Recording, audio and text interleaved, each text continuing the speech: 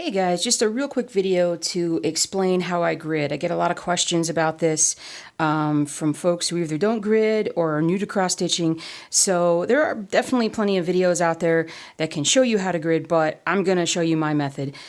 First of all, I use this particular pen, which you can get from Michael's. You can get on Amazon. I'll put a link down below.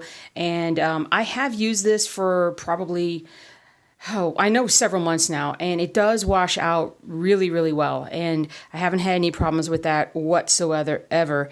I want to show you a couple different examples of why gridding is basically so important. This particular piece, this is, if you guys know my stuff, this is Old World Map 2, and the size of this fabric is actually fully like about 5 feet by 4 feet. You heard that right, 5 feet by 4 feet. Now, some people would actually go ahead and grid out their entire project before they start, but that's not what I do. I go page by page.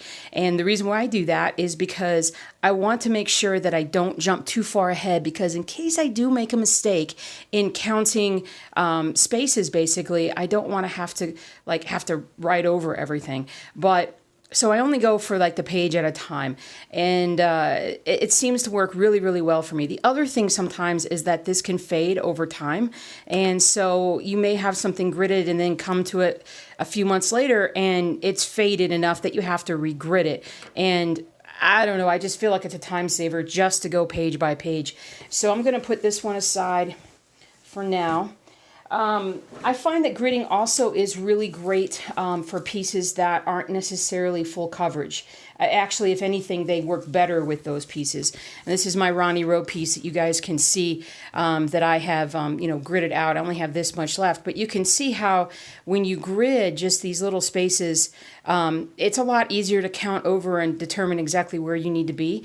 It's a lot faster. I so wish I had done this years ago when I first started cross stitching. I'd be so far ahead on so many projects at this point.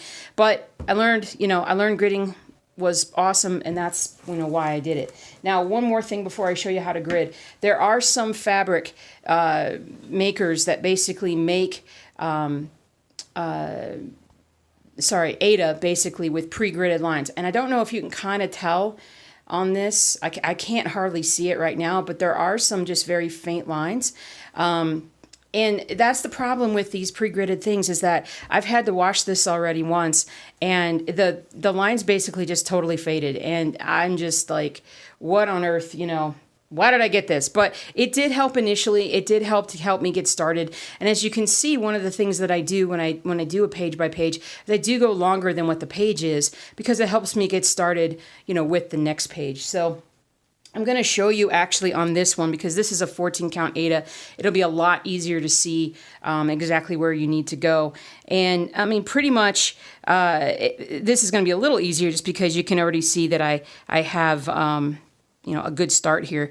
But I just go along where the spaces are, where the little holes are. I just go down, and I make sure I just go down a little bit at a time. I try not to, go down. Some people might also use a ruler, and theoretically you can do that, but I like to do it by hand because I feel like I would never have my fabric stretched tight enough to be able to draw a straight line and make sure that it all lines up. There's nothing worse than, making a mistake on the fabric and then coming back and being like, oh man, where's the line supposed to be? So let me just show you on this one. We're just going to go down a little bit.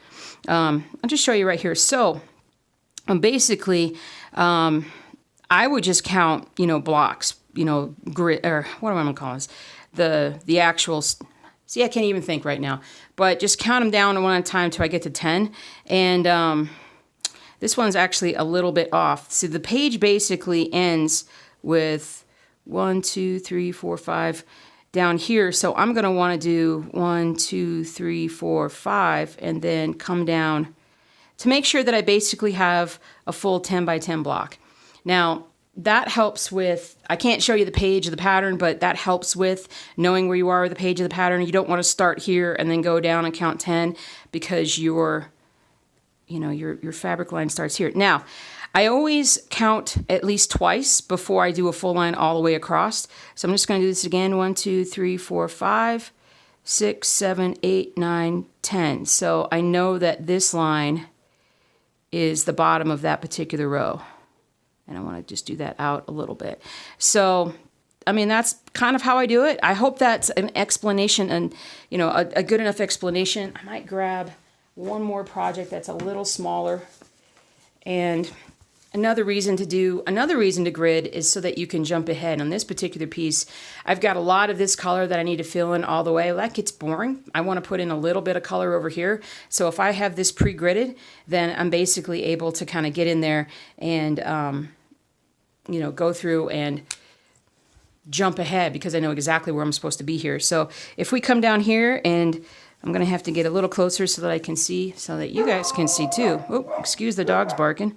So it starts there. 1, 2, 3, 4, 5, 6, 7, 8, 9, 10. So I make a little mark right there. And then I actually go backwards. 1, 2, 3, 4, 5, 6, 7, 8, 9, 10. Perfect. So then I know that that's the line, basically. I hope that makes sense. The video ended up being a little longer than I wanted to, but I highly recommend gridding. I feel like it speeds up your cross-stitching, reduces errors, but you do have to be pretty meticulous and make sure that you're doing everything, counting correctly, and you know, use glasses if you need to. I have to use my glasses, my readers, if I do it. But anyway, I hope this helps. We'll see you next time.